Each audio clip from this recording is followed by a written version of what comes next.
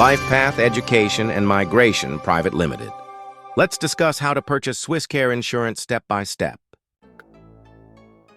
අපි බලමු කොහොමද ස්විස්කෑ ඉන්ශුවරන්ස් එකක් පර්චේස් කරන්න කියලා. මුලින්ම ස්විස්කෑ ඉන්ශුවරන්ස් එකක් පර්චේස් කරද්දී අපිට ඩීටේල් සහ ඩොකියුමන්ට්ස් වගේක් අවශ්‍ය වෙනවා. අපි බලමු ඉස්සෙල්ලම මොනවදේ කියලා. මුලින්ම අපිට අවශ්‍ය වෙනවා plan date of entry into Finland. ඒ කියන්නේ ඔයා ෆින්ලන්ඩ් වලට යන්න බලාපොරොත්තු වෙන දවස. උදාහරණයක් විදිහට කිව්වොත් අපි අගෝස්තු 1 වෙනිදා මේ අවුරුද්දේ යන්න බලාපොරොත්තු වෙනවා නම් අපි ඒ ඩේට් එක අගෝස්තු 1 වෙනිදා විදිහට දැම්මොත් අපිට අගෝස්තු 1 වෙනිදාෙන් පස්සේ තමයි ෆින්ලන්ඩ් රට ඇතුළට ඇතුල් වෙන්න පුළුවන්. අපිට ඊට කලින් රට ඇතුළට ඇතුල් වෙනවා නම් ආයෙත් පාරක් ස්විස්කෙයා ඉන්ෂුරන්ස් එකක් ඒ දවස් ගානට පර්චේස් කරන්න වෙනවා. ඒක නිසා මේ ඩේට් එක ගැන ගොඩාක් සැලකිලිමත් වෙන්න. ඊට පස්සේ අපිට අවශ්‍ය වෙන්නේ ස්ටුඩන්ට් පාස්පෝර්ට් එකක්. අපි ෆැමිලි එකක් විදියට මයිග්‍රේට් කරත් සිංගල් ස්ටුඩන්ට් කෙනෙක් විදිට මයිග්‍රේට් කර අපි ස්ටුඩන්ට විතරයි ස්විස්කෙයා ඉන්ෂුරන්ස් එකක් පර්චේස් කරන්නේ. ඒක නිසා අපිට අවශ්‍ය වෙන්නේ ස්ටුඩන්ට්ගේ පාස්පෝර්ට් එක විතර. ඊට පස්සේ admission letter from the university. Admission letter එක කියන්නේ අපි යුනිවර්සිටි ඔෆර් ලෙට එක කියලා කියනවා. ඒ කියන්නේ ඕගොල්ලොන්ට යුනිවර්සිටිය එකෙන් ඔගොල්ලොම ඇක්සෙප් කරලා ඕගොල්ලොන්ට මේල් එකක් කරහායෝ යුනිවර්සිටි ඔෆර් ලෙට එක. හරි, අපිට මෙන්න මේ තුන තමා අත්‍යවශ්‍ය වෙන්නේ ස්විස්කෙයා ඉන්ෂුරන්ස් එකක් පර්චේස් කරන්න. අපි එහෙනම් වෙබ්සයිට් එකට ගිහින් බලමු කොහොමද මේ ප්‍රොසීඩිය එක වෙන්නේ කියලා. මුලින්ම ඔයාගේ වෙබ් බ්‍රවුසර් එක ඕපන් කරගන්න. එතන ටයිප් කරන්න ස්විස්කෙයා ඉන්ෂුරන්ස් කියලා. ඊට පස්සේ ඔයාලට හම්බෙන ෆස්ට් සර්ච් රිසල්ට් එක විදිහට ස්විස්කෙයා ඔෆිෂියල් වෙබ්සයිට් කියන එක උඩට පොප් අප් වෙලා තියෙනවා. ඒක උඩින් ක්ලික් කරන්න. මෙතන ඔයාලව ස්විස්කෙයා හෝම් පේජ් එකට ඇවිල්ලා තියෙනවා. මෙතන let's start කියන බටන් එක ක්ලික් කරන්න. මෙතනදී අපෙන් අහනවා ඉන්ෂුරන්ස් ටයිප් එක මොකක්ද කියලා. අපේ ඉන්ෂුරන්ස් ටයිප් එක වෙන්නේ ස්ටුඩන්ට්. නෙක්ස්ට් බටන් එක ප්‍රෙස් කරන්න. ඊට පස්සේ අපේ ඩෙස්ටිනේෂන් එක. අපේ ඩෙස්ටිනේෂන් එක වෙන්නේ ෆින්ලන්ඩ්. ෆින්ලන්ඩ් සිලෙක්ට් කරන්න. ඊට පස්සේ නෙක්ස්ට් දෙන්න. අපේ රෙසිඩන්සි කන්ට්‍රි එක. ඒ කියන්නේ අපි දැන් ජීවත් වෙන කන්ට්‍රි එක. ඒක ශ්‍රී ලංකා කියලා ටයිප් කරන්න. ඊට පස්සේ නෙක්ස්ට් දෙන්න. ඒ ටික හරියට ෆිල් කරාට පස්සේ අපිව ඉන්ෂුරන්ස් ප්ලෑන්ස් කියන සෙක්ෂන් එකට එනවා. ඔයාලට මෙතනින් ආයෙත් චෙක් කරගන්න පුළුවන් ඕගොල්ලොන්ගේ ඉන්ෂුරන්ස් ටයිප් එක ස්ටුඩන්ට්, එතකොට ඕගොල්ලොන්ගේ ඩෙස්ටිනේෂන් එක ෆින්ලන්ඩ්, ඒ වගේම ඕගොල්ලොන්ගේ රෙසිඩන්ස් කන්ට්‍රි එක ශ්‍රී ලංකා කියලා ඕගොල්ලෝ හරියට ෆිල් කරලාද කියලා. ඒ ටික ඔක්කොම හරියට ෆිල් කරලා නම් චුට්ටක් පහළට ස්ක්‍රෝල් ඩවුන් කරලා apply now කියන බටන් එක උඩින් ප්‍රෙස් කරන්න. හරි. දැන් අපි ස්විස්කෙයා ෆස්ට් පේජ් එකට ඇවිල්ලා ඉන්නේ. මෙතන ඩියුරේෂන් ඩේට් එක අපෙන් අහනවා. මං කලින් මතක් කළා වගේ මෙතනදී මේගොල්ලෝ අහන්නේ ඔයා ෆින්ලන්ඩ් වලට ලෑන්ඩ් කරන්න බලාපොරොත්තු වෙන දවස. මෙතන කැලන්ඩර් අයිකන් එකක් තියෙනවා. මේ උඩින් ක්ලික් කරන්න. මේ උඩින් ක්ලික් කරපුවාම ඔයාලට වැටෙනවා මේක ඔගොල්ලෝ කවද්දද ලෑන්ඩ් කරන්න බලාපොරොත්තු වෙන්නේ කියලා. අපි අගෝස්තු 1 වෙනිදා සිලෙක්ට් කරොත්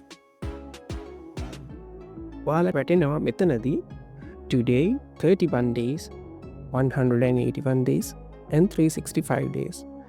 අපි ස්විස්කෙයා ඉන්ෂුරන්ස් එකක් පර්චේස් කරන්නේ එක අවුරුද්දක් සඳහා. එතකොට අපි මෙතනදී ඉස්සෙල්ලම ඩේට් එක සිලෙක්ට් කරලා මෙතන 365 days කියන එක ක්ලික් කරපුවාම ඔටෝමැටිකලි අපේ දවස් 365ක් ස්විස්කෙයා වෙබ්සයිට් එක විසින් කවර් කරලා තියෙනවා.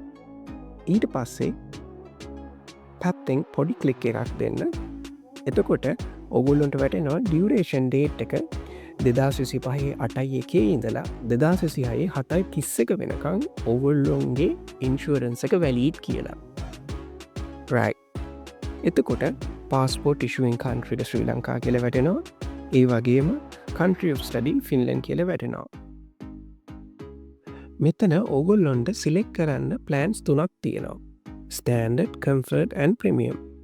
අපි usually use කරන්න කම්ෆර්ට් කියන ප්ලෑන් එක. මොකද ඒකෙන් හම්බෙන අපිට බෙනිෆිට්ස් වැඩි. ඉතින් ඔගොල්ල මේ කම්ෆර්ට් කියන ප්ලෑන් එක සිලෙක් කරන්න. ඊට පස්සේ පහලට ස්ක්‍රෝල් ඩවන්් කරද්දි ඔගොල්ලොන්ට terms and conditions වලට check boxes 4ක් මෙතන මේගොල්ල පෙන්නලා තියෙනවා. ඒ check boxes 4 ටික් කරන්න.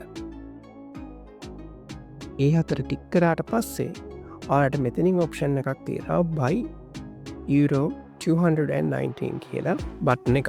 ඒක උඩින් ක්ලික් කරන්න. හරි. අපි දැන් ස්විස්කෙයාර් ඉන්ෂුරන්ස් එකේ ඩීටේල් ෆිල් කරන සෙක්ෂන් එකට ඇවිල්ලායි තියෙන්නේ. මෙතනදී International Student Health Insurance Europe කියලා වැටෙනවා policy holder. policy holder කියන්නේ මේ ඔයා ගැන කතා කරන්න ස්ටුඩන්ට්. මෙතනදී අපි මුලින්ම සිලෙක්ට් කරන්න ඕනේ live in another country. ඊට පස්සේ I'm a company කියන එක ටික් කරන්න එපා. ඒක මෙතන මෙහෙම තියන්න. ඊට පස්සේ ඔයාගේ first and last name fill කරන්න.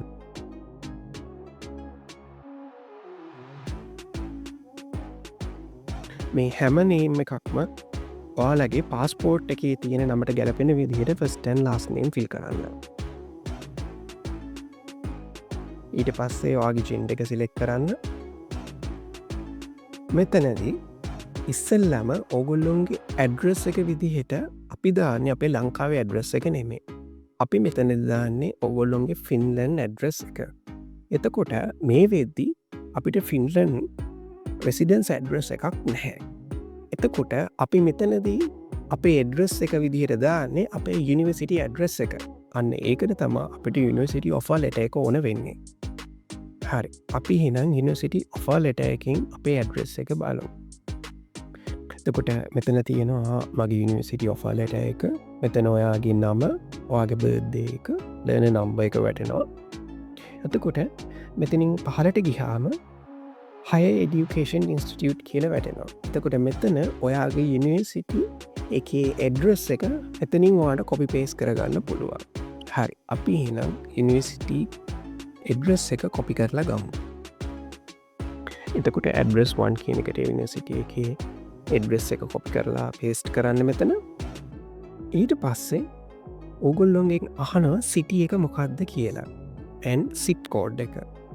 zip code එක විදිහට මේ යුනිවර්සිටි ඇඩ්‍රස් එකත් එක්කම ඕගොල්ලොන්ට පේනවා මෙතන නම්බර් එකක් තියෙනවා. මේ නම්බර් එක තමයි ඕගොල්ලොන්ගේ zip code එක වෙන්නේ. ඔයා මොන යුනිවර්සිටි එකකට ඇප්ලයි කරත් ඔයාගේ යුනිවර්සිටි ඇඩ්‍රස් එකත් එක්ක යුනිවර්සිටි එකේ සිටි එකයි zip code එකයිත් එක්කම යුනිවර්සිටි ඇඩ්‍රස් එකත් එක්කම තියෙනවා. ඊට පස්සේ ඔයාගේ සිටි එක මෙතනින් කොපි කරලා ගන්න. ඊට පස්සේ මෙතන country එක විදිහට අපි සිලෙක්ට් කරන්නේ ෆින්ලන්ඩ්.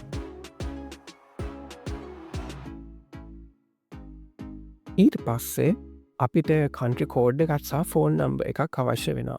මෙතන අපි ෆිල් කරපු details වල හැටියට අපිට මෙතනට අවශ්‍ය වෙන්නේ ෆින්ලන්ඩ් වල phone number එකක්.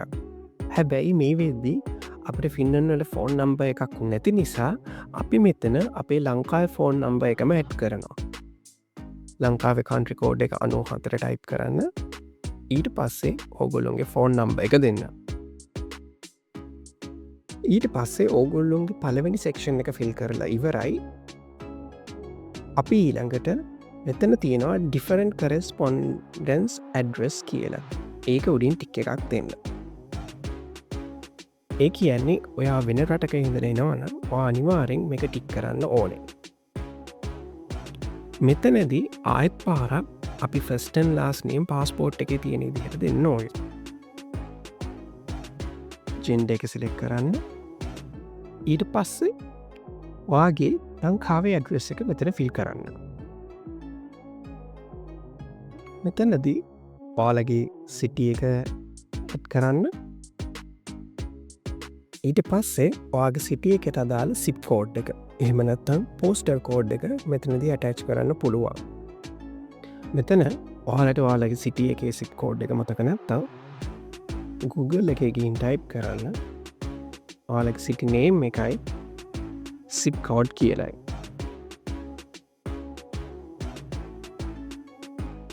එතකොට මෙතන ඔයාලගේ පෝස්ටර් කෝඩ් එක විදිහට එක වැටෙනවා. මෙතනින් කොපි කරලා ඔයාලගේ ඉන්ෂුරන්ස් එකේ ගිහින් පේස්ට් කරන්න. ඊට පස්සේ අපිට කන්ට්‍රි කියන එකට ඔගුල්ලුන්ගේ මෙතන ඇඩ්‍රස් එක දාලා තියෙන ශ්‍රී ලංකන් ඇඩ්‍රස් එක නිසා මෙතන කන්ට්‍රි එක විදිහට ශ්‍රී ලංකා සිලෙක්ට් කරා. ඊට පස්සේ insured person මෙතන ටික් එක දාන්න ඕගොල්ලෝ same as policy holder කියලා.